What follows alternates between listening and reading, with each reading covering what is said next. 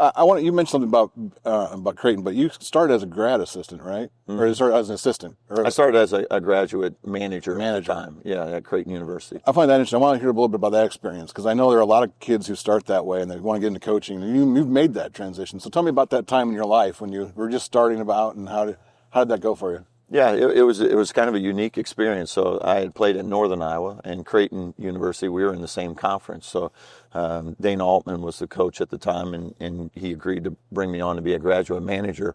And I remember the first day I walked into the weight room, and he introduced me to the team and things, and they were like, that was our arch rival. Like, what's he doing? The enemy is here. Yeah. But it was a great experience because you get to learn as you're going to grad school and get to be a part of it. And then the timing just worked out right where we had an assistant coach left and took a head coaching job. And that assistant coach at the time wasn't allowed to be out in the road recruiting because it was a restricted earnings coach. And I was able to, get elevated into that position. And then like 2 months later, they changed that position from a non-recruiting position to a recruiting position. So I got really fortunate that the timing of it worked out and then was able to, just take it from there. Did you always know that you wanted to be a coach? Originally, I thought I was going to be like an elementary ed teacher and then hopefully a high school coach. That was what I thought my life plan was going to be. And then as I got towards the end of my playing career, it was like I want to try the college thing. It started to draw me to it. And at the time, that graduate manager position was just starting to be created in schools. And so, I got a little lucky, on landing on a really good spot with a great coach in Dana Altman and just loved that experience and all the way through and ended up spending almost 20 years there. Yeah, 20 years, long time. Yeah. Tell me about that experience. So I know you've talked, I think I've heard you talk before about that experience and what you learned from it. I'm kind of curious though, 20 years is a long time. Was there ever a point where you thought, I don't know if this is going to happen, am I going to get a head coaching job? Is this really going to ever happen for me? Or was it just you were content doing that in that position?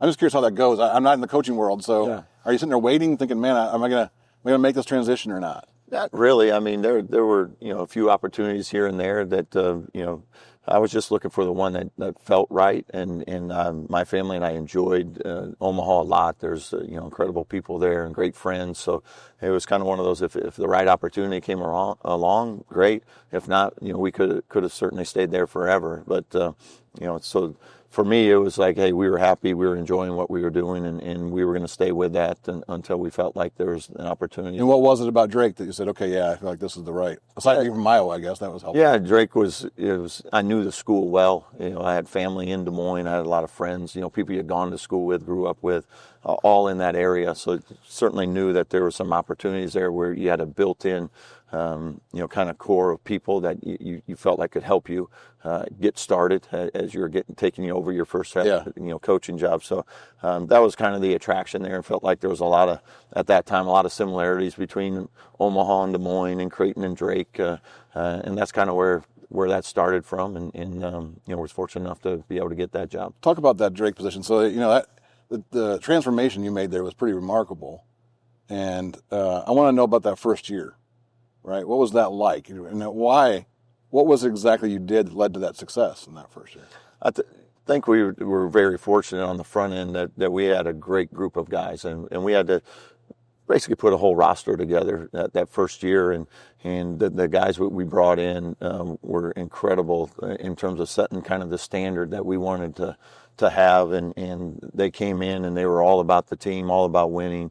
And when you have a group like that, and especially when you have a big group like that, they came in really hungry and wanting to win and were bought in, and they were just incredible to coach. And then when you have that established in that locker room, you didn't have to worry about their expectations because they took care of it for you. You had to put a roster together quickly in that situation, or did you have kids that you brought? I mean, how did that work? Was there? Yeah, we had to. I think we signed 9 or 10 that year. Okay. I can't remember exactly what it was. So there's 2 or 3 guys that stayed from the previous staff, and then the rest of it was all new.